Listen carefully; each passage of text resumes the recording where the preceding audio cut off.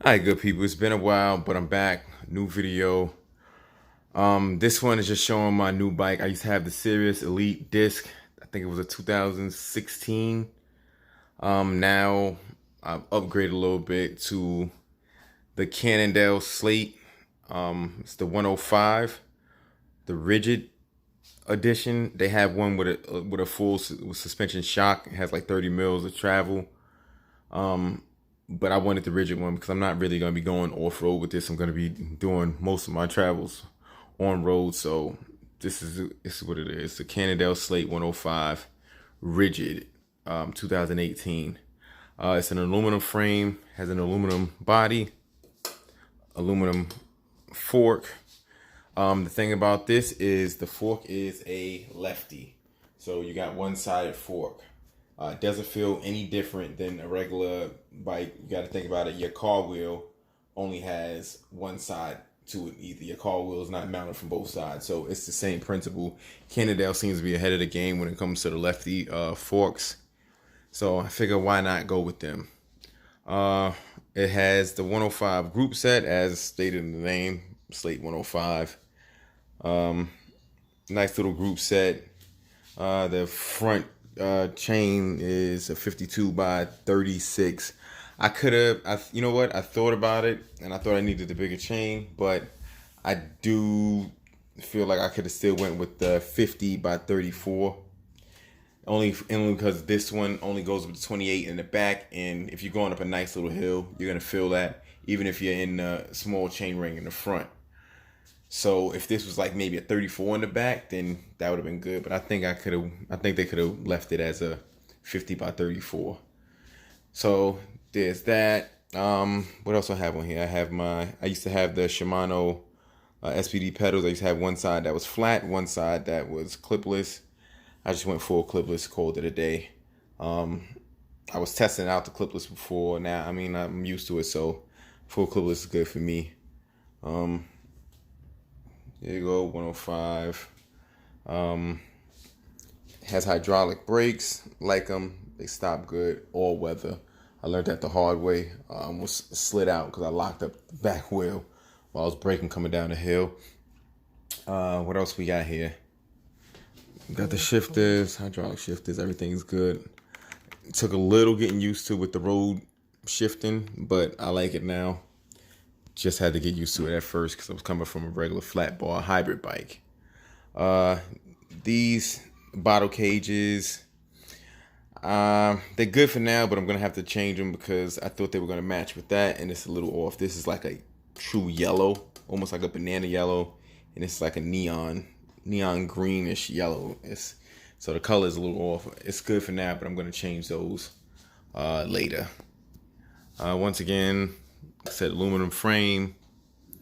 The seat pole, I'm gonna change that because I need it to be longer. This frame is actually a large frame, which is like almost like a 57. For this bike, I think I needed an extra large. It would have been like a 59. But I mean, the size wasn't that different that I wasn't gonna buy it because this bike was on sale. So the size wasn't that different that it was gonna affect me that much. I just need to get a longer seat pole, which is actually on the way now. I'm gonna put that on. It'll probably be here in like 3 to 4 days. I'm gonna put that on, and I'll be good to go in that aspect. The other thing that I changed about it was the light.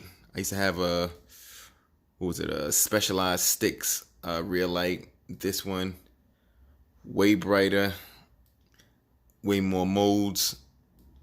It's you can't not be seen when you're using this light. Even in the daytime, it works. It has like 6 different modes. I like it. Lasts a long time. It's a USB charger. As far as the front light, it's the same light as my old one. It's a Saigo Light 350. I like that one too. These tires, the rim is a Mavic tubeless ready XM419 disc. When you first buy this bike, it does have tubes. But both the tires, which are the Cannondale branded, but they're Pana racers, they're made for tubeless. So the tires are tubeless ready, the rims are tubeless ready, but they come with tubes. The only thing you need to go tubeless as far as the tires is to buy the valve and to get sealant in there. You put it in there. You put the sealant in your tires. You seat your tires. It's way easier with an air compressor, but I was able to seat the bead of the tire in the rim and get it to hold with just my foot pump, just a regular track pump, and it was able to do it. I don't know if you're gonna have that same luck, but I was able to do it, and it worked pretty well without me using an air compressor or a tubeless bike pump.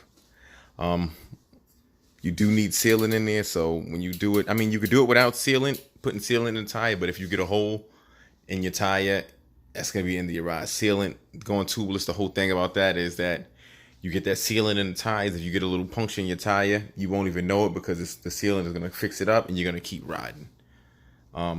If you don't have that, you're going to get a flat and it's going to be just like a regular tube tire where you're going to have to change the inner tube. Although, in my bag, just like basically I keep the same thing in the bag that I had in my last bag. As you see, it's still the same Specialized bag. I keep 2 tubes in the bag just in case something goes wrong with the tubeless while I'm out there. I can just go back to old fashioned, what's tried and true, throw a tube in there, pump it up, and I'll be good to go. Also, I have in here tire levers. I have a Presta valve adapter. I have money. And I have a multi-tool in there, just so if I'm out there getting something, I can just handle it myself. What else do we have here? I have the same seat from the Cirrus Elite, the Cell Royale Respiro athletic seat. I like it. It's thin, but it has that gel cushion there. Really good. The only other thing that I changed on this bike was, other than going from tube tires to tubeless and putting the bottle cages on, the only other thing that I changed was my phone case. So remember before I had, it was like a silicone phone case that wrapped around the phone, wrapped around the face of the phone. This is the quad lock phone case. So this is the mount for it. You actually have a case on your phone, or you can get an adhesive that sticks to the back of your phone case if you don't want to get their case and spend the money. But basically your case just snaps into the phone. You snap it in and you're good to go. You can take it off or put it on with one hand and it's good to go. It doesn't vibrate, it doesn't move. It will stay in one spot your whole ride.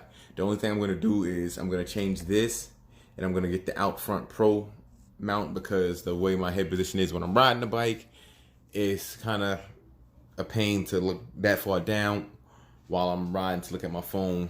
I'd rather my phone be out front, kind of like a bike computer. Other than that, like I said, it has a nice grip tape, nice bars. I like everything. It's nothing I'm going to change about this. Maybe eventually I'll change the bar tape to like a yellow to go with the frame or something like that.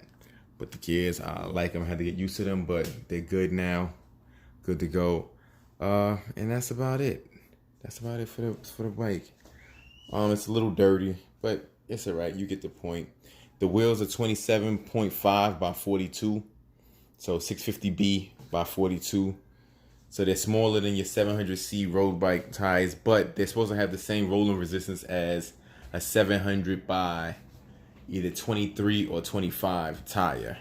So they're supposed to have the same rolling resistance, just with the comfort of the tire being bigger. I don't see, any rolling difference than my tires that I had on my Cirrus. I had, I think, 700 by 30 or 700 by 28. So, and these are 42. So it's a little bit different, but good all in all. So, that's about it. Bike rack. Just got the bike stand today. I like it. I got it from Amazon. It was it was like $70. Like $70 on Amazon. It is the CXWXC RS100. Whatever. It's a bike stand.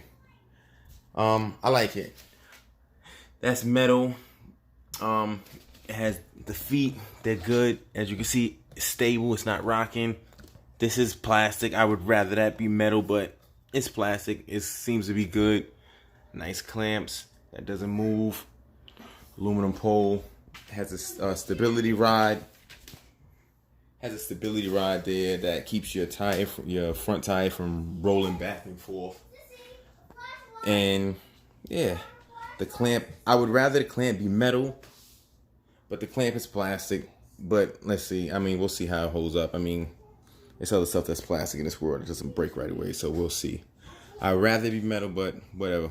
I like it so far. Like I said, it's sturdy. It's not moving. That's the view of it. Like I said, for $70 on Amazon, I mean, I don't feel like it's bad at all. Like I said, it gets me off the floor when I need to clean my bike or anything like that. And yeah, I just got it today, so we'll see. I really like this rod that stabilizes your front wheel from moving, because that could be a pain, your front wheel moving back and forth when you're trying to do something on your bike. Here's a little closer look. It's the rod. There's a stabilizing rod for it. Here's your clamp handle. And basically it goes 360, so I can take this bike and I can lift out this handle, press this down, lift it up, unlock it, and rotate my whole bike 360. I can make it upside down. I can do whatever with it, so it's good to go. So other than that, yeah, that's just my little update. I promise I'm gonna do a riding video soon, but I've been busy. Life is kicking me while I'm down. But all right, later, y'all. Hope y'all enjoyed this video. If you want to comment, questions, whatever, you know what to do. Later.